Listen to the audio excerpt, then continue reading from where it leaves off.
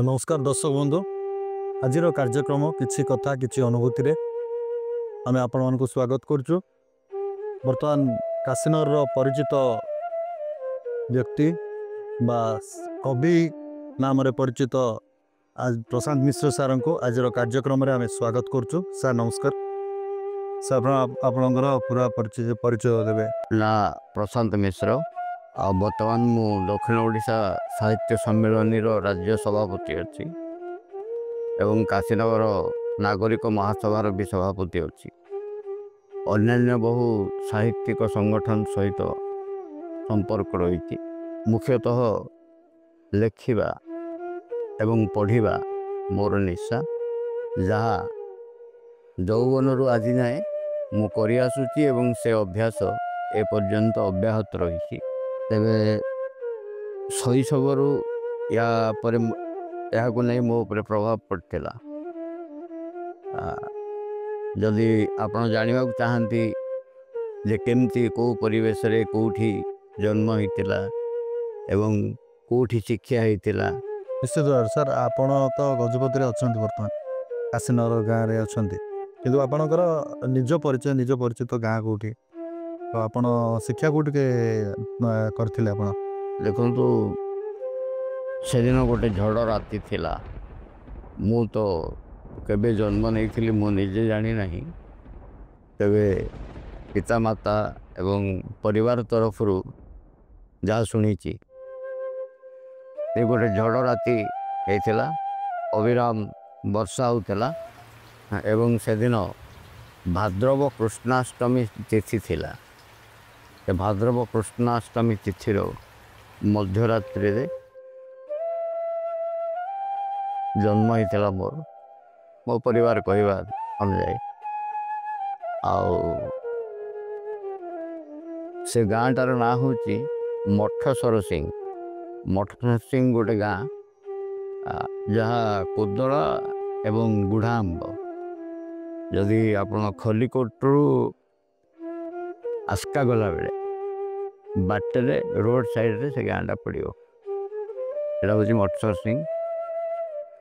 आई गाँव मोर जन्म होता एवं से गाँव ही शैशव पाठ पढ़ा होता पंचम श्रेणी पर्यंत।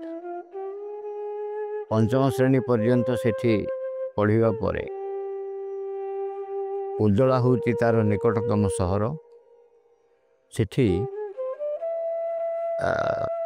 उच्च प्राथमिक जहाँ कहते एमई से एमई स्टैंडर्ड बोली कहला एमई स्कूल रे सप्तम जाए पढ़ा सर एवं तापर कोदला स्वर्णमयी हाई स्कूल बोली गोटे हाई स्कूल अच्छी कोदला सेठी मैट्रिक पर्यंत पढ़ा सही। मैट्रिक रु उत्तीर्ण हवा पर से मो बापांकर सान भाई डाक्तर थिले होमियोपैथिक डाक्तर थिले नयागढ़ रे। इंटरमीडिएट पढ़ापी मु नयागढ़ जाइली एवं पकईंकर घरे अंकल घरे रहीकि मो इंटरमीडिएट कंप्लीट करी एवं जहाँ मन पड़ुची सेतेबेले ओडिया इंग्राजी कंपलसरी सब्जेक्ट थिला एवं मोर ऑप्शनल सब्जेक्ट थिला political science history and logic. तापरे अंकल ट्रांसफर हो गला दसपला ट्रांसफर हवा परे मु नयगढ़ छाड़ी आफ्टर इंटरमीडिएट एवं खलिकोट रे गोटे कॉलेज अच्छी खलिकोट कॉलेज नुह खलिकोट टाउन रे गोटे कॉलेज अच्छी से कॉलेज टार ना हूँ रामचंद्र मर्दराज साइंस कॉलेज बा शॉर्ट रे जाको आरसीएम साइंस कॉलेज बोली कह सेठी ग्रेजुएशन कंप्लीट होता मोर। तापरे उत्कल यूनिवर्सिटी रे पोस्ट ग्रेजुएशन कंप्लीट होता से मु कटक रे रोली। कटक रे मोर मौसी घर से बादामबाड़ी पाखे गोटे जगह अच्छी राजा बगीचा लेबर कॉलोनी बोली कहते से बर्तमान बोधे तार ना बदली मु ठीक जानी ना। ମାଉସୀଙ୍କର ଘରେ ରହି ମୋର ଉଚ୍ଚଶିକ୍ଷା ସମାପ୍ତ ହେଇଥିଲା ଏବଂ ତାପରେ ପରିସ୍ଥିତିର ତାଡ଼ନାରେ ଚାକିରି କରିବାକୁ ପଡ଼ିଥିଲା। ବାପା କ'ଣ କରୁଥିଲେ ସାର୍ ଆପଣ? ବାପା ଆୟୁର୍ବେଦିକ ଚିକିତ୍ସକ ଥିଲେ ଏବଂ ବାପାଙ୍କର ବଡ଼ ଭାଇ ହୋମିଓପାଥିକ ଡାକ୍ତର ଥିଲେ, ବାପାଙ୍କର ସାନ ଭାଇ ବି ହୋମିଓପାଥିକ ଡକ୍ଟର ଥିଲେ। ତେଣୁ ଆପଣଙ୍କର ଛୁଆ ଦିନଠୁ ଆପଣଙ୍କର ପାଠ ପ୍ରତି ବହୁତ ଇଚ୍ଛା ଥିଲା ଯାହା ଆମେ ଭାବୁଛୁ। ପାଠ ମାନେ ସବୁ ସବଜେକ୍ଟ ପ୍ରତି ଆଗ୍ରହ ନଥିଲା, କେବଳ ଯେଉଁଗୁଡ଼ାକ ମାନେ ଇଂଲିଶ, ଓଡ଼ିଆ, ସୋସିଆଲ ସାଇନ୍ସ ଏସବୁ ପ୍ରତି ଆଗ୍ରହ ଥିଲା। ମୁଁ ଗଣିତରେ ଦୁର୍ବଳ ଥିଲି, ଆଜି ବି ଅଛି। ଆପଣ କବି ଭାବରେ କେବେ ପରିଚିତ ହେଲେ? ସମ୍ଭବତଃ ହାଇସ୍କୁଲରେ ପଢ଼ିଲା ବେଳେ ମୋର ଯାହା ମନେ ପଡ଼ୁଛି, ମୁଁ ପ୍ରଥମ କବିତା ଲେଖିଥିଲି। କବିତାର ଶୀର୍ଷକ ବୋଧେ ଥିଲା କଙ୍କାଳର ଆର୍ତ୍ତନାଦ। ଏବଂ ହାଇସ୍କୁଲର ଗଲା ପରେ ଯେତେବେଳେ ନୟାଗଡ଼ କଲେଜରେ ମୁଁ ଜଏନ୍ କଲି, ନୟାଗଡ଼ କଲେଜରେ ମୋର ଜଣେ ଅଧ୍ୟାପକ ଥିଲେ, ମୁଁ ଯାହାର ଫଟୋ ଏବେ ଦେଖାଉଥିଲି, ସେ ବର୍ତ୍ତମାନ ନାହାନ୍ତି ଆଉ, କିନ୍ତୁ ସେ ଜଣେ ଓଡ଼ିଶାର ବିଖ୍ୟାତ କବି ଓ ନାଟ୍ୟକାର ହରିହର ମିଶ୍ର ମୋର ଅଧ୍ୟାପକ ଥିଲେ। ତାଙ୍କ ପାଖରୁ ବି ଯଥେଷ୍ଟ ପ୍ରେରଣା ମିଳିଥିଲା। ତାଙ୍କ ସହିତ ଆମେ ସାହିତ୍ୟ ଆଲୋଚନା କରୁଥିଲୁ, ତାଙ୍କ ଘରେ ବସି ବି ସାହିତ୍ୟ ଆଲୋଚନା କରୁଥିଲୁ ଏବଂ ସେଠି ଯେଉଁ ପୁଲିଙ୍ଗ ହିସାବରେ ହାଇସ୍କୁଲରେ ଯେଉଁ ଥିଲା, ସେଇଟା କ୍ରମଶଃ ଦାବାନଳ ସ୍ତରକୁ ଯିବା ପାଇଁ ଗୋଟେ ଇନ୍ଧନ ମିଳିଥିଲା ମୁଁ ନୟାଗଡ଼ରେ ଥିବାବେଳେ। ଏବଂ ନୟାଗଡ଼ କଲେଜରେ ଥିବାବେଳେ ମୁଁ ଛାତ୍ର ଆନ୍ଦୋଳନ ସହିତ ସମ୍ପୃକ୍ତ ଥିଲି। ଆପଣ ଶୁଣିଥିବେ ଜଣେ ପୂର୍ବତନ ମନ୍ତ୍ରୀଙ୍କର ନାଁ ଭାଗବତ ବେହେରା। ଆଜ୍ଞା। ଭାଗବତ ବେହେରା ବୋଧହୁଏ ଶିକ୍ଷା ମନ୍ତ୍ରୀ ଥିଲେ, କେଉଁ ସରକାର ସମୟରେ ମୁଁ କହିପାରିବିନି, ମନେ ପଡ଼ୁନି ଠିକ୍। ସିଏ ଅପ୍ରତିଦ୍ୱନ୍ଦୀ ନେତା ଥିଲେ ସେତେବେଳେ ନୟାଗଡ଼ ଅଞ୍ଚଳରେ। ଏବଂ ସେତେବେଳେ, ଏବେ ସେ ପଲିଟିକାଲ ପାର୍ଟି ଅଛି କି ନାହିଁ ମୁଁ ଜାଣିନି, ସେତେବେଳେ SSP ବୋଲି ଗୋଟେ ପାର୍ଟି ଥିଲା, ମାନେ ସୋସିଆଲିଷ୍ଟ ପାର୍ଟିଟା ଦୁଇ ଭାଗରେ ବିଭକ୍ତ ହେଇକି ଥିଲା। ଗୋଟେ ହେଉଛି PSP, ଗୋଟେ ହେଉଛି SSP। PSP ମାନେ ପ୍ରଜା ସୋସିଆଲିଷ୍ଟ ପାର୍ଟି, SSP ମାନେ ସଂଯୁକ୍ତ ସୋସିଆଲିଷ୍ଟ ପାର୍ଟି। ସିଏ ସଂଯୁକ୍ତ ସୋସିଆଲିଷ୍ଟ ପାର୍ଟିର ନେତା ଥିଲେ ଏବଂ ଜଣେ ବିପ୍ଳବୀ ଚରିତ୍ରର ବ୍ୟକ୍ତି ଥିଲେ ଏବଂ ତାଙ୍କର ପେଶା ଥିଲା ହାଇକୋର୍ଟର ସେ ହାଇକୋର୍ଟର ଆଡ଼ଭୋକେଟ୍ ଥିଲେ। ସେ ନିଜେ ସାହିତ୍ୟିକ ନୁହନ୍ତି, କିନ୍ତୁ ସାହିତ୍ୟ ପ୍ରତି ତାଙ୍କର ଗଭୀର ଶ୍ରଦ୍ଧା ଥିଲା। ନୟାଗଡ଼ଠୁ ଅଳ୍ପ ଦୂରରେ ଗୋଟେ ଜାଗା ଅଛି, ତାକୁ ଇଟାମାଟି ବୋଲି କୁହାଯାଏ। ସେ ଇଟାମାଟିରେ ସିନ୍ଦୁରିଆ ବୋଲିକିରି ବୋଧେ ଗୋଟେ ଜାଗା ଅଛି। ଏଠି ଗୋଟେ ME ସ୍କୁଲ ଥିଲା ଏବଂ ସେ ଭାଗବତ ବେହେରା ଯେତେବେଳେ ନୟାଗଡ଼ ଆସୁଥିଲେ, ସେତେବେଳେ ଆମେ ସେ ସ୍କୁଲରେ ସମବେତ ହେଉଥିଲୁ। ସୁଲେମାନ ସାର୍ ନା କ'ଣ ତାଙ୍କୁ ସେ ସ୍କୁଲର ଯିଏ ଟିଚର ଥିଲେ, ମୋର ଠିକ୍ ନାଁ ମନେ ପଡ଼ୁନି, ସେ ବି ସାହିତ୍ୟ ପ୍ରତି ବହୁତ ଶ୍ରଦ୍ଧା ଥିଲା ତାଙ୍କର। ସେଠି ବସିକିରି ସାହିତ୍ୟ ଚର୍ଚ୍ଚା ହେଉଥିଲା ଏବଂ ସେମାନେ ମୋତେ ପ୍ରେରଣା ଦେଉଥିଲେ ଅଧିକରୁ, ମାନେ ଆଗରୁ ଆଗକୁ ଯିବା ପାଇଁ। ସେମାନଙ୍କ ତରଫରୁ ବି ମୋତେ ପ୍ରେରଣା ମିଳିଥିଲା।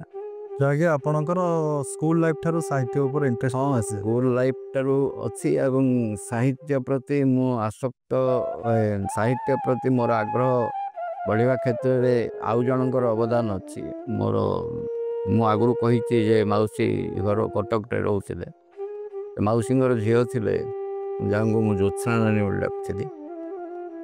ସିଏ ଯେତେବେଳେ ଆମ ଘରକୁ ଆସୁଥିଲେ ଗାଁକୁ, ସେତେବେଳେ ସିଏ ବିଭିନ୍ନ କବିତା ଆବୃତ୍ତି କରିକିରି ଗୋଟେ ମୋ ଭିତରେ ଆଗ୍ରହ ସୃଷ୍ଟି କରିବାକୁ ଚେଷ୍ଟା କରୁଥିଲେ କବିତା ପ୍ରତି ଏବଂ ସେଇଟା ବି ମୋତେ ଭଲ ଲାଗୁଥିଲା। ତାଙ୍କର ବି ମୋର ସାହିତ୍ୟ ପ୍ରତି ଆଗ୍ରହ ବଢ଼ିବା କ୍ଷେତ୍ରରେ ଅବଦାନ ରହିଛି। ସାର୍, ଆପଣଙ୍କର ଚାକିରି ବୃତ୍ତି, ଆପଣ ରିଟାୟାରମେଣ୍ଟ ହେଇକି କେତେ ବର୍ଷ ହେଲା? ରିଟାୟାରମେଣ୍ଟ ପରେ ସମ୍ଭବତଃ 2013ରେ ରିଟାୟାରମେଣ୍ଟ ହେଲା ଏ ଭିତରେ ପ୍ରାୟ 10-11 ବର୍ଷ 12 ବର୍ଷ ଅତିବାହିତ ହେଲା। ନିଶ୍ଚିତ ଭାବରେ ସାର୍। ଆଉ ଦ୍ୱିତୀୟ କଥା ହେଲା ଆପଣ କାଶୀନଗରରେ ପୁରା ସ୍ଥାୟୀ ବାସିନ୍ଦା ହିସାବରେ ରହିଗଲେ। ତ କେତେ ବର୍ଷ ହେଲା ସାର୍ କାଶୀନଗରରେ ଆପଣ ଆସିକି ସ୍ଥାୟୀ ବାସିନ୍ଦାରେ ରହିଲେ? ମୋର ଫାଷ୍ଟ ପୋଷ୍ଟିଂ ହେଉଛି ଗଜପତି ଜିଲ୍ଲାର କାଶୀନଗର ବ୍ଲକ। ଆଜ୍ଞା। ଆଉ ସେଠି କାଶୀନଗରକୁ ଆସିବା ପରେ କାଶୀନଗର ମାଟିର ଏମିତି କ'ଣ ଗୋଟେ ଆକର୍ଷଣ ଥିଲା ମୁଁ ଜାଣିନି, ମାନେ ତାକୁ ମୁଁ ଠିକ୍ ଭାବରେ ବ୍ୟକ୍ତ କରିପାରିବିନି। କିନ୍ତୁ ମୋର ଆଗ୍ରହ ବଢ଼ିଲା ଯେ ଏଇଟାକୁ ମୋର କର୍ମଭୂମି ହିସାବରେ ମୁଁ ବାଛି ନେବା ପାଇଁ ନିଷ୍ପତ୍ତି ନେଲି। ଏବଂ କାଶୀନଗରରେ ବର୍ତ୍ତମାନ ଉଭୟ ଭାଷାଭାଷୀ ଲୋକ ରହୁଛନ୍ତି। ତେଲୁଗୁ ଭାଷୀ ଲୋକ ରହୁଛନ୍ତି, ଓଡ଼ିଆ ଭାଷୀ ଲୋକ ରହୁଛନ୍ତି। ଉଭୟ ଭାଷାଭାଷୀ ଲୋକଙ୍କର ମୋ ପ୍ରତି ଯେଉଁ ଶ୍ରଦ୍ଧା ଓ ସମ୍ମାନ ରହିଛି ସେଇଟା ମାନେ ମୋ ପାଇଁ ବହୁତ ଗୁରୁତ୍ୱପୂର୍ଣ୍ଣ। ନିଶ୍ଚିତ ଭାବରେ। ତ ଦ୍ୱିତୀୟ କଥା ହେଲା ଆମ କାଶୀନଗରରେ ଯେପରି କହିବେ ଆପଣ ଉଭୟ ଭାଷାର ଲୋକମାନେ ରହୁଛନ୍ତି, ଯେହେତୁ କାଶୀନଗର ଗୋଟେ ଆନ୍ଧ୍ରାର ଗୋଟେ ବର୍ଡ଼ର, ଓଡ଼ିଶା ଆନ୍ଧ୍ରର ଗୋଟେ ବର୍ଡ଼ର ସାର୍। କିନ୍ତୁ କାଶୀନଗରରେ ଆଜି ଦିନରେ ବର୍ତ୍ତମାନ କାଶୀନଗର ଆଜି ଦିନରେ ଓଡ଼ିଆ ପ୍ରତି ଆଗ୍ରହ ବା ଓଡ଼ିଆ ଲେଖା ପ୍ରତି ଆଗ୍ରହ, କବି ପ୍ରତି ଆଗ୍ରହ ଆପଣଙ୍କ ଦ୍ୱାରା ହିଁ ହେଇଛି, ଯାହାକି ଆମେ ଲୋକଙ୍କ ପାଖରେ ଶୁଣୁଥିଲୁ। ସାର୍ ଆପଣ କାଶୀନଗରରେ ବହୁତ ସମୟରେ ଓଡ଼ିଆ ପ୍ରତି ବହୁତ କିଛି ଧ୍ୟାନ ଦେଇଛନ୍ତି। ସାର୍ କ'ଣ କହିବେ କାଶୀନଗରରେ କେଉଁ ପ୍ରକାର ପରିସ୍ଥିତିରେ ଅଛି ଓଡ଼ିଆର ଭାବନା? ନାଇଁ, ମୁଖ୍ୟତଃ ହେଲା ଭାଷା କହିଲେ ଆମେ କ'ଣ ବୁଝୁ? ଭାଷା କହିଲେ ତାର ଅର୍ଥ ହେଲା ଭାଷା ଭାବର ବାହକ। ଭାବକୁ ଯାହା ବହନ କରିକିରି ବ୍ୟକ୍ତ କରେ ସେଇଟା ହେଉଛି ଭାଷା। ତେଣୁ ପୃଥିବୀର କୌଣସି ଭାଷା ଖରାପ ନୁହଁ, ସବୁ ଭାଷା ହେଉଛି ଭାବ ପ୍ରକାଶର ମାଧ୍ୟମ। ତେବେ ମୁଁ ସବୁବେଳେ ଭାବିଛି ଯେ ଜଣଙ୍କର ମାତୃଭାଷା ଠିକ୍ ତାର ମା ଭଳି। ନିଶ୍ଚିତ ଭାବରେ। ତେଣୁ ଭଲ ପାଇବାଟା କେବଳ ମା ପ୍ରତି ଯେଉଁ ଭଲ ପାଇବାଟା ରହିବ, ଅନ୍ୟମାନଙ୍କ ପ୍ରତି ସେ ଭଲ ପାଇବା ନ ରହିପାରେ, କିନ୍ତୁ ସମ୍ମାନ ରହିବା ଜରୁରୀ। ତେଣୁ ମୁଁ ସବୁବେଳେ ସମସ୍ତଙ୍କୁ କହିଛି ଯେ ମାତୃଭାଷାକୁ ଭଲ ପାଅ।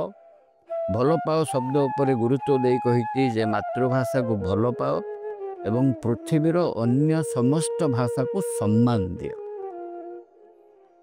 ଯେହେତୁ ଆମେ ଓଡ଼ିଶାରେ ରହୁଛୁ ଏବଂ ଓଡ଼ିଆ ହେଉଛି ଓଡ଼ିଶାର ରାଜ୍ୟ ଭାଷା, ତେଣୁ ଏଠି ଆମେ ସବୁ ଭାଷାକୁ ସମ୍ମାନ ଦେବା, କିନ୍ତୁ ରାଜ୍ୟ ଭାଷାକୁ ବି ସମ୍ମାନ ତା ସହିତ ଦେବା। ମାତୃଭାଷାକୁ ଭଲ ପାଇବା, ରାଜ୍ୟ ଭାଷାକୁ ସମ୍ମାନ ଦେବା ଏବଂ ଯାହା ସରକାରଙ୍କର ନିୟମ ରହିଛି ଯେ ସବୁ ବ୍ୟବସାୟିକ ପ୍ରତିଷ୍ଠାନରେ ପ୍ରଥମ ଧାଡ଼ିଟି ମାନେ ଯେଉଁ ନାମ ଫଳକ ରହିବ ସେଇଟା ଶୁଦ୍ଧ ସୁନ୍ଦର ଓଡ଼ିଆରେ ଲେଖାଯିବ। ଆଉ ସରକାରୀ ଦପ୍ତରରେ କାଗଜପତ୍ର ଯାହା ହେବ, ଚିଠିପତ୍ର, ସେଇଟା ଓଡ଼ିଆରେ କରାଯିବା ପାଇଁ ନିର୍ଦ୍ଦେଶ ରହିଛି। କିନ୍ତୁ ଦୁଃଖ ଏବଂ ପରିତାପର ବିଷୟ ଯେ ଏପର୍ଯ୍ୟନ୍ତ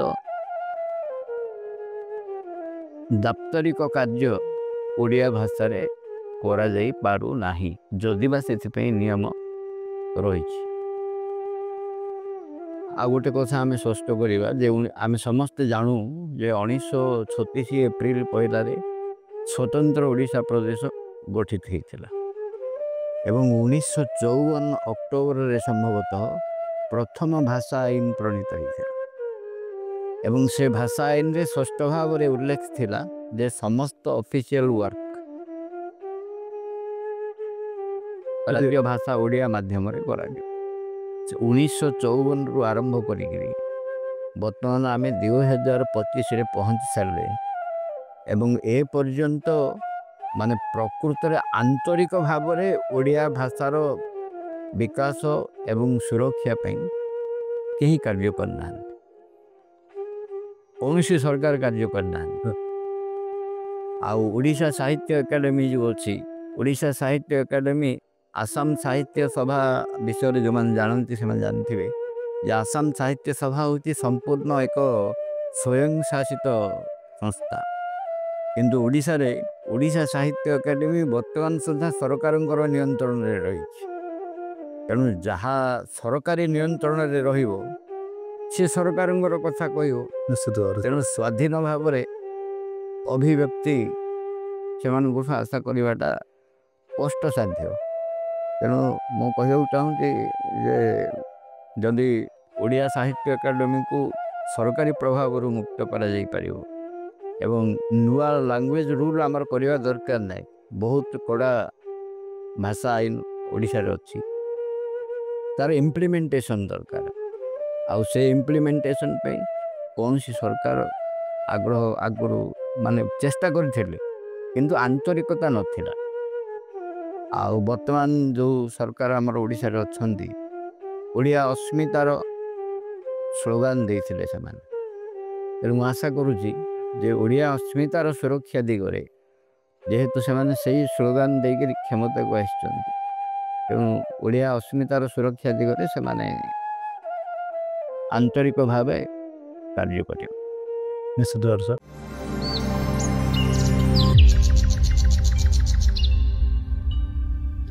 ତେଣୁ ଆପଣ ଗୋଟେ ଶିକ୍ଷକ ଆଉ ଗୋଟେ କବି ଆଉ କାଶୀନଗରରେ ପରିଚିତ ସମାଜସେବୀ ବି ଆପଣ, କିନ୍ତୁ ଆପଣଙ୍କ ଭିତରେ କିଛି ଅଛି ଯାହାକି ଆପଣଙ୍କର ୟଙ୍ଗ ଟାଇମ୍ରେ ବା ଚାକିରି ବୃତ୍ତିରେ ଆପଣ ଲଭ୍ ମ୍ୟାରେଜ୍ କରିଥିଲେ।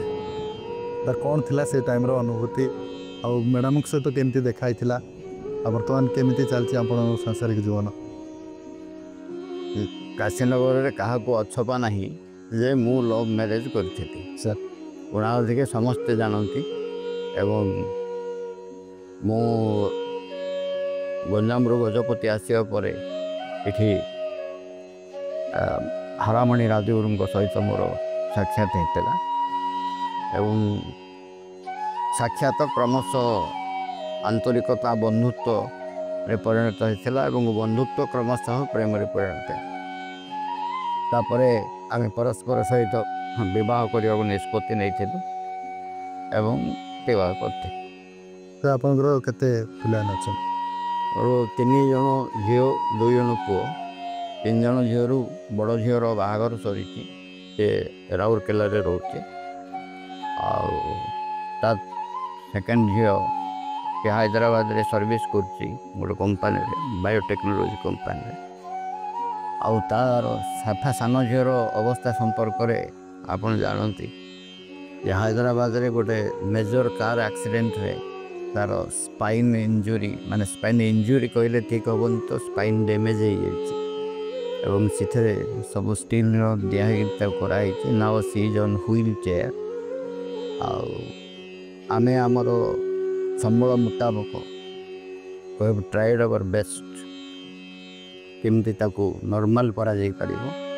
ବହୁତ ଚିକିତ୍ସା କରି ସରିଛି, ତଥାପି steel C is on wheel chair. ଆଉ ପୁଅମାନଙ୍କ ଭିତରୁ ବଡ଼ ପୁଅ ବ୍ୟବସାୟ କରୁଛି, ଆଉ ସାନ ପୁଅ ଫିଜିଓଥେରାପି ଟ୍ରେନିଂ ନେଇ ଅଛି ଘରେ, ପୋଷ୍ଟିଂ ଯଦି ହୁଏ ଥିବ। ସାର୍ ଆପଣଙ୍କର ଚାକିରି ବୃତ୍ତିରେ ତ ଖୁସିରେ କଟିଛି ନା ଆପଣ କିଛି ବିଭ୍ରାନ୍ତ ବି ସମ୍ଭାଳିବାକୁ ପଡ଼ିଛି? କେଉଁ ପ୍ରକାର ଥିଲା ଆପଣଙ୍କ ଚାକିରି ବୃତ୍ତି?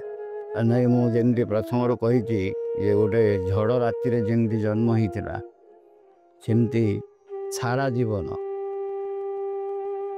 ଯେହେତୁ ମୁଁ ଭିନ୍ନ ଚିନ୍ତାଧାରାର ଜଣେ ଲୋକ ହିସାବରେ ମୋତେ ଦେଖାଯାଇଛି ସମାଜ ତରଫରୁ, ତେଣୁ ସମଗ୍ର ଜୀବନ ବହୁ ଝଡ଼ ଝଞ୍ଜାର ସମ୍ମୁଖୀନ ହେବାକୁ ପଡ଼ିଛି, ବହୁ ଯନ୍ତ୍ରଣା ଭୋଗ କରିବାକୁ ପଡ଼ିଛି, ବ୍ୟବସ୍ଥା ଦ୍ୱାରା ନିର୍ଯାତିତ ହେବାକୁ ପଡ଼ିଛି, ଚାକିରିରୁ ନିଲମ୍ବିତ ହେବାକୁ ପଡ଼ିଛି, ଗୃହବନ୍ଦୀ ହେବାକୁ ପଡ଼ିଛି, ବନ୍ଦୀ ହେବାକୁ ପଡ଼ିଛି। ଅବଶ୍ୟ ବନ୍ଦୀଶାଳାରେ ରହିବାର ପ୍ରଥମ ସ୍ୱାଦ ନୟାଗଡ଼ରେ ମିଳିଥିଲା। ଯେତେବେଳେ ସେଠି ଛାତ୍ର ଆନ୍ଦୋଳନ ସହିତ ମୁଁ ସମ୍ପୃକ୍ତି ଥିଲି, ସେତେବେଳେ ଭାଗବତ ବେହେରାଙ୍କ ନେତୃତ୍ୱରେ ସେଠି ଆନ୍ଦୋଳନ ହେଉଥିଲା। ମୁଁ ଆଗରୁ କହିଛି ଭାଗବତ ବେହେରାଙ୍କ ବିଷୟରେ। ସେ ଜେଲ୍ ଯାଇଥିଲେ, ତାଙ୍କ ସହିତ ଆମେ ବି ଜେଲ୍ ଯାଇଥିଲୁ। ଆଉ 10-15 ଦିନ ସେଠି ଆମେ ଜେଲ୍ରେ ରହିଥିଲୁ ଏବଂ ପ୍ରଥମ ଜେଲ୍ ଅନୁଭୂତି ସେଠି ମିଳିଥିଲା। ଆଉ ଛାତ୍ର ଆନ୍ଦୋଳନ ସମୟରୁ ଯେଉଁ ଜେଲ୍ ଅନୁଭୂତି ମିଳିଥିଲା, ପରବର୍ତ୍ତୀ ସମୟରେ ତା'ର ପୁନରାବୃତ୍ତି ବି ଘଟିଛି। ତେବେ ମୁଁ କହିବା କଥା ହେଲା ଯେ ମଣିଷକୁ ମୁଁ ସବୁବେଳେ କହି ଆସିଛି ଯେ ମଣିଷର ପ୍ରଥମ ପରିଚୟ ମଣିଷ। ଏ କଥାଟାକୁ ସମାଜ ସ୍ୱୀକାର କରିବାକୁ ରାଜି ନୁହଁ। मनीष को जाति धर्म भाषा आधार में बांटा ठीक नहीं। मनीषर प्रथम परिचय एवं शेष परिचय मनीष हवा उचित। ये कथाटा ग्रहणीय हो पारनी समाज रे। आ द्वितीय कथा है जो वंचित शोषित व्यक्ति मैंने अच्छा इंडियन एक्सप्रेस इंटरव्यू रे भी मुझे कथा कही मोर जी इंटरव्यू नौते से पचार जे काशीनगर केमती आपण को इन्स्पायर करी मु तार उत्तर पे भी कही जे इठी जेते वंचित शोषित लोक अच्छा जो संघर्ष मत अनुप्रेरित करिछि तांको निकट रे पहुँचवा दाबी उपस्थापन करने तांकर स्वार्थ सपक्ष रे स्वर उठेबा एवं शिक्षर मते कविता नुआ कविता लिखबार प्रेरणा मिली। मु सबुबले कही जे मते किए सम्मान दबा दरकार ना। ओबीसी भाषा रे कहले जे मते सम्मान दियो मु एक कथा कहू नाही भाई कारे असम्मानित तो कर नाही मते अनुरोध बारे बारे जदि साहाय्य करि न पारुच क्षति करो नाही मोर नीरवरे मते जड़वा को दियो मो एक वैश्वानर मते जदि साहाय्य करि न पारुच दयापूर्वक मोर क्षति करना मते जदि सम्मान दवापाई मु बाध्य करूनी किंतु दयापूर्वक असम्मानित करना। निश्चित सर एक सुंदर कवितार आम दर्शक मान शुणाई सर। द्वितीय कथा कहि आमर काशीनगर में जेकोसी भी परिस्थिति बा चाषी हो कि माने अन्य किसी लोकंर असुविधा हो तो आपन को गोटे फोन कॉल रे आपन सांगे सांगे पहुँची जी से जगह जे चाषी भाई माने बहुत विश्वास भी करती जे से आम फोन कॉल करने संगे संगे आमर सहवर्ती आमर साहाय्यकारी प्रशांत मिश्र सार ही आसीजे सर माने कहीं आपन को एत इच्छुक जे गोटे चाषी मान गोटे साधारण लोकंर जेकोसी समस्या को आप प्रथम दायित्व छिड़ा कौन थिला सर आपन भारत एक कृषि प्रधान देश ए पर्यंत भारत एक कृषि प्रधान देश रही एवं ये कृषक मानकर समस्या बहुत बड़ जटिल समस्या से माने बहु असुविधार सम्मुखीन होती चाष कार्य आरंभ करने ठारू चाष कार्य शेष पर्यंत धान बिहन बुणवा ठारू धान अमल करने पर्यंत ही से समस्या थाए। विशेषकर आमर काशीनगर जलसेचन प्रबल समस्या रही जलसेचन आपण भी मो सांगे बोधे जाइए आमे गोटे प्रोजेक्ट संपर्क में सरकार को जनई किंतु सेटा कार्यकारी ये कृष्ण सागर बोली रजांकर शासन समय रे गोटे जलाशय अच्छी जोड़ा 100 एकर जमी खोल जाता है कृषकों जलसेचन को जो कृषकों जलसेचन सुविधा जोगाई देवाई शिखर जदि जो मेगालिस्ट अच्छी ताकू पाइप साहाय्य संयुक्त करी जदि से कृष्ण सागर रे जल भर्ती करा जाई पारंता ताहले आउ काशीनगर जलसेचन समस्या रहता न एथि बारंबार दाबी आम उपस्थापन करूँ।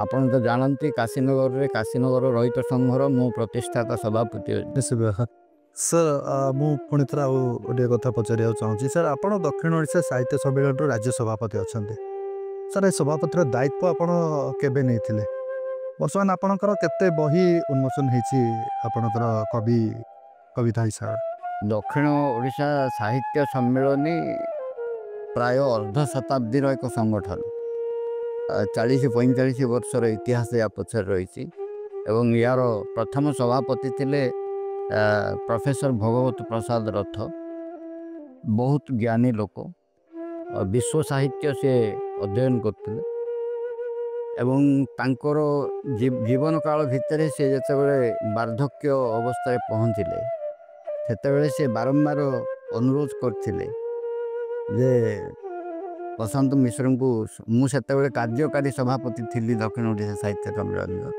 तेणु भगवत प्रसाद रथ अनुरोध करते आमर महासचिव ये अच्छा दंडपाणी महापात्र जहाँ आम दक्षिण ओडिशा साहित्य सम्मेलन बैकबोन बोली कहू कही जे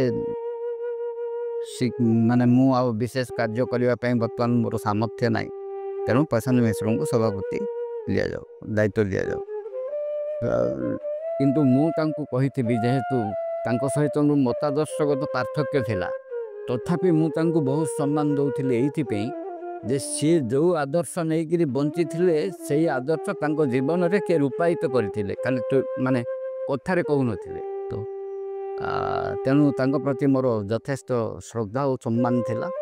ଏବଂ ତାଙ୍କର ମୃତ୍ୟୁ ପରେ ଆମର ଗୋଟେ ମିଟିଂ ହେଇଥିଲା ଗଞ୍ଜାମ ଜିଲ୍ଲାର ଗୋଟେ ଜାଗାରେ, ଋଷିକୁଲ୍ୟା ନଦୀ ପାଖରେ।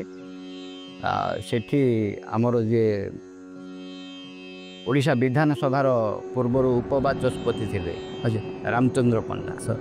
ରାମଚନ୍ଦ୍ର ପଣ୍ଡା ଇଲେକ୍ସନ୍ ଅଫିସର ଥିଲେ ସେଠି, ଏବଂ ଅନ୍ୟାନ୍ୟ ବହୁତ ବ୍ୟକ୍ତି ଥିଲେ ମଧ୍ୟ ସେଠି। ତେଣୁ ଆପଣଙ୍କର ବର୍ତ୍ତମାନ ପର୍ଯ୍ୟନ୍ତ ଆପଣ କେତେ ବହି ଏମିତି ଲେଖିଛନ୍ତି? ଆଉ ବହି ମାନେ ମୋର ପ୍ରଥମ ବହି ହେଉଛି, ପ୍ରଥମ କାବ୍ୟ ଗ୍ରନ୍ଥର ନାଁ ହେଉଛି ଶିବୋହମ୍। ଆଉ ସେ ବହି ପ୍ରକାଶ ପାଇବା ପରେ ସାରା ଓଡ଼ିଶାରେ ଗୋଟେ ତା'ର ଆଦର ବଢ଼ିଥିଲା।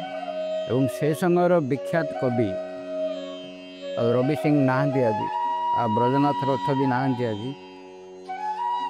ସେସବୁ ଚିଠି ଏପର୍ଯ୍ୟନ୍ତ ମୋ ପାଖରେ ଗଚ୍ଛିତ ଅଛି। ସେମାନେ ସେ କବିତା ସବୁ ପଢ଼ି ସାରିବା ପରେ ଯେଉଁ ମତାମତ ଦେଇଥିଲେ, ବହୁତ ଗୁରୁତ୍ୱପୂର୍ଣ୍ଣ ମତାମତ ଦେଇଥିଲେ, ଯାହା ମୋତେ ଅନୁପ୍ରେରିତ କରିଥିଲା ଆଗକୁ, ଆହୁରି ଆଗକୁ ଯିବା ପାଇଁ। ତାପରେ କଟକ ପାଖରେ ଗୋଟେ ସାଲେପୁର ଜାଗା ଅଛି, ସେ ସାଲେପୁରରେ ବଟେଶ୍ୱର, ସେଠି ଚିତ୍ରୋତ୍ପଳା ପବ୍ଲିକେସନ୍ସ ବୋଲିକିରି ଗୋଟେ ପବ୍ଲିକେସନ୍ ସଂସ୍ଥା ଅଛି। ଏବଂ ଅନ୍ୟତମ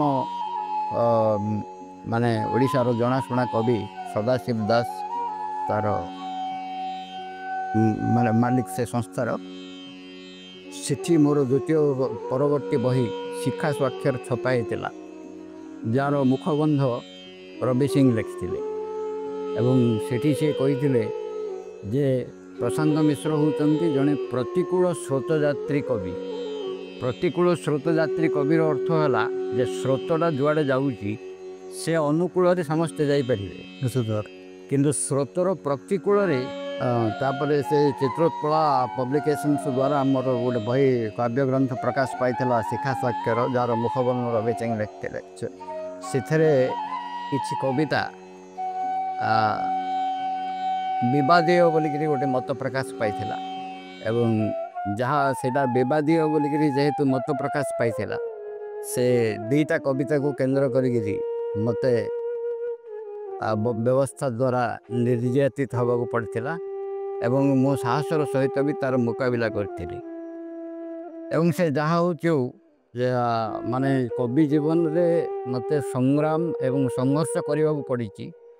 ଏବଂ ମୋର ବ୍ୟକ୍ତି ସତ୍ତାକୁ କବି ସତ୍ତା ସବୁବେଳେ ବ୍ୟକ୍ତି ସତ୍ତାଠୁ ଉର୍ଦ୍ଧ୍ୱରେ ରହିଛି। ତେଣୁ ବ୍ୟକ୍ତି ସତ୍ତା ଯେତେବେଳେ ଯାହା ସୁଖ ସୁବିଧା ଦାବି କରିଛି, କବି ସତ୍ତା ଯଦି ସେଇଟାକୁ ଠିକ୍ ବୋଲି ଭାବି ନାହିଁ, ତାହେଲେ ସେଥିରୁ ନିବୃତ୍ତ ରହିବା ପାଇଁ ମୋତେ ଚେତାଇ ଦେଇଛି। ବର୍ତ୍ତମାନ ଆଜିର ଦିନର ଯେଉଁ ଛାତ୍ରଛାତ୍ରୀମାନେ ଅଛନ୍ତି, ସାହିତ୍ୟ ପ୍ରତି ସେମାନଙ୍କର କମ୍ ଆଲୋଚନା ରହୁଛି। କ'ଣ କହିବେ ଆଜିର ଦିନର ପିଲାମାନଙ୍କର, ମାନେ ସାହିତ୍ୟ ପ୍ରତି ସେମାନେ ଓଡ଼ିଆ ପ୍ରତି ସେମାନଙ୍କର ଆଗ୍ରହ ଖୁବ୍ ପ୍ରକାର ଆସିବାକୁ ପଡ଼ିବ? ମୁଁ ସେଠି ଟିକେ ସାରିଦିଏ, ତାପରେ କଥା ହେଉଛି। ତାପରେ ବର୍ଣ୍ଣମାଳା ଏମିତି ଅନେକ ବହି ପ୍ରକାଶ ପାଇଛି, ପ୍ରଶାନ୍ତାୟନ। ଆଉ ମୁଁ ଓଡ଼ିଆ ଏବଂ ଇଂରାଜୀ ଉଭୟ ଭାଷାରେ ଲେଖାଲେଖି କରେ। ଆଉ ଇଂରାଜୀ କବିତା ଯୋଗୁଁ ଦେଶ ବିଦେଶରୁ ବହୁତ ସମ୍ମାନ ମିଳିଛି। ଏବଂ ନିକଟ ଅତୀତରେ ଖଲିକୋଟ ବିଶ୍ୱବିଦ୍ୟାଳୟ ତରଫରୁ ଓଡ଼ିଆ ଓ ଇଂରାଜୀ ସାହିତ୍ୟ ପ୍ରତି ମୋର ଅବଦାନ ଲାଗି ମୋତେ ସମ୍ମାନିତ କରାଯାଇଥିଲା। ଆଉ କାଶୀନଗର ଠାରୁ ଆରମ୍ଭ କରି ଦେବଗଡ଼, ରାଉରକେଲା, ଭୁବନେଶ୍ୱର, ଯାଜପୁର ରୋଡ଼ ପର୍ଯ୍ୟନ୍ତ ବିଭିନ୍ନ ଜାଗାରେ ମୁଁ ମାନେ ନିମନ୍ତ୍ରିତ ହେଇ ଯୋଗ ଦେଇଛି ଏବଂ ସମ୍ମାନିତ ହେଇଛି। ତଥାପି ମୁଁ ସବୁବେଳେ ଭାବିଛି ଯେ କବିତା ପାଇଁ, ମାନେ ଜଣେ ସତ୍କବି ପାଇଁ ପୁରସ୍କାର ଅପେକ୍ଷା ପାଠକ ପାଠିକାଙ୍କର ପ୍ରତିକ୍ରିୟାଟା ବେଶୀ ଗୁରୁତ୍ୱପୂର୍ଣ୍ଣ। ତେଣୁ ମୁଁ ଗୋଟେ କବିତାରେ ଲେଖିଥିଲି ଯେ ପୁରସ୍କାର ଫୁଲମାଳ ଅକବିମାନଙ୍କ ପାଇଁ ସୁରକ୍ଷିତ ରହୁ, କବିର ବିଶ୍ୱାସ ସହ ଦୁଃଖ ଓ ବେଦନା ବୋଧ ଶିହରଣଟିଏ ହୋଇ ବାଟ ଚାଲୁଥା। ତେଣୁ କବି ସହିତ ତାର ଦୁଃଖ, ତାର ବେଦନା ବୋଧ, ତାର ସଂଗ୍ରାମ, ତାର ସଂଘାତ ଯଦି ନ ରହିବ ତାହେଲେ ସିଏ ମାନେ ଗଜଦନ୍ତ ମିନାରରେ ବସିଥିବା କବି ପାଲଟିଯିବ। ଜନସମ୍ପର୍କ ତାର ରହିବ ନାହିଁ। ମୁଁ ସବୁବେଳେ ସଂଘର୍ଷଶୀଳ ଜନସ୍ରୋତ ସହିତ ନିଜକୁ ଯୋଡ଼ିକି ରଖିଛି ଏବଂ ସେଇମାନଙ୍କର ଅଭାବ, ଅସୁବିଧା, ହସ, କାନ୍ଦ, ସଂଗ୍ରାମ, ସଂଘାତ ସମ୍ପର୍କରେ କବିତା ଲେଖିଛି ଏବଂ ତା ଦ୍ୱାରା ସେମାନଙ୍କର ସ୍ୱର ବ୍ୟବସ୍ଥା ନିକଟରେ ପହଞ୍ଚିପାରେ। ନିଶ୍ଚିତ ସାର୍, ଆମ କାଶୀନଗରବାସୀଙ୍କୁ ଆମ ଓଡ଼ିଆ ଉପରେ କ'ଣ ବାର୍ତ୍ତା ଦେବେ ଆପଣ? ମୁଁ ପ୍ରଥମରୁ କହିଛି, ମୁଁ ସବୁବେଳେ ସମସ୍ତଙ୍କୁ ସବୁ ସଭାରେ କହି ଆସିଛି ଯେ ମାତୃଭାଷାକୁ ଭଲ ପାଅ ଏବଂ ରାଜ୍ୟ ଭାଷାକୁ ସମ୍ମାନ ଦିଅ। ତେଣୁ ଓଡ଼ିଶାରେ ଓଡ଼ିଆ ଯେହେତୁ ରାଜ୍ୟ ଭାଷା, ତେଣୁ ଏଠି ଯେଉଁ ଅନ୍ୟ ଭାଷାଭାଷୀ ଲୋକମାନେ ଅଛନ୍ତି, ଓଡ଼ିଆମାନଙ୍କ ପାଇଁ ତାଙ୍କର ମାତୃଭାଷା ଯେତିକି ଗୁରୁତ୍ୱପୂର୍ଣ୍ଣ, ଅଣ ଓଡ଼ିଆ ଲୋକଙ୍କ ପାଇଁ ମଧ୍ୟ ତାଙ୍କର ମାତୃଭାଷା ସେତିକି ଗୁରୁତ୍ୱପୂର୍ଣ୍ଣ। ତେଣୁ ସମସ୍ତେ ମାତୃଭାଷାକୁ ଭଲ ପାଆନ୍ତୁ, କିନ୍ତୁ ଯେଉଁ ରାଜ୍ୟରେ ସେମାନେ ବସବାସ କରୁଛନ୍ତି ସେ ରାଜ୍ୟ ଭାଷାକୁ ବି ସମ୍ମାନ ଦିଅନ୍ତୁ। ସେ ସମ୍ମାନ ଆମେ ଦେଉଛୁ ବୋଲି କେମିତି ପ୍ରମାଣିତ ହେବ ନା, ଯଦି ଆମେ ପ୍ରଥମ ଧାଡ଼ିଟି ବିଭିନ୍ନ ବ୍ୟବସାୟ ପ୍ରତିଷ୍ଠାନ, ଶିକ୍ଷା ପ୍ରତିଷ୍ଠାନ, ସରକାରୀ ବେସରକାରୀ କାର୍ଯ୍ୟାଳୟ, ସରକାରୀ କାର୍ଯ୍ୟାଳୟରେ ତ ନିଶ୍ଚିତ ଭାବରେ ଓଡ଼ିଆ ବ୍ୟବହାର କରାଯିବ, କିନ୍ତୁ ବେସରକାରୀ ଶିକ୍ଷାନୁଷ୍ଠାନ ଏବଂ ବ୍ୟବସାୟ ପ୍ରତିଷ୍ଠାନ ପ୍ରଭୃତିରେ ପ୍ରଥମ ଧାଡ଼ିଟି